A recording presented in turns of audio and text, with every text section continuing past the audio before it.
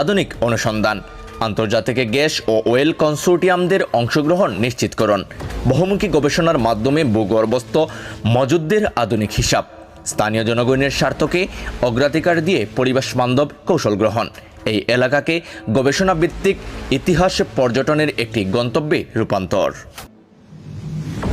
একজন ভ্রমণ গবেষক হিসাবে আমি বিশ্বাস করি এটি কেবল একটি পরিত্যক্ত তেলকূপ নয়, এটি এক স্বপ্নবাজ রাষ্ট্রনায়কের অনুসন্ধানী মানচিত্র।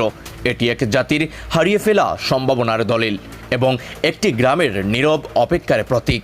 এই এলাকাটি আবারও জ্বালানি নির্ভর ভবিষ্যতের আলোচনায় আসুক, এমন প্রত্যাশা শুধু স্থানীয়দের নয়, আমাদের সকলের। এই কূপের চারপাশে আজও ঘুরে বেড়ায় বহু অমীমাংসিত প্রশ্ন। রাষ্ট্রের দৃষ্টি কি আবার ফিরে আসবে এই ইতিহাসে? উত্তর হয়তো সময় দেবে, কিন্তু আমরা জানি যে স্বপ্ন রাষ্ট্রনায়ক দেখে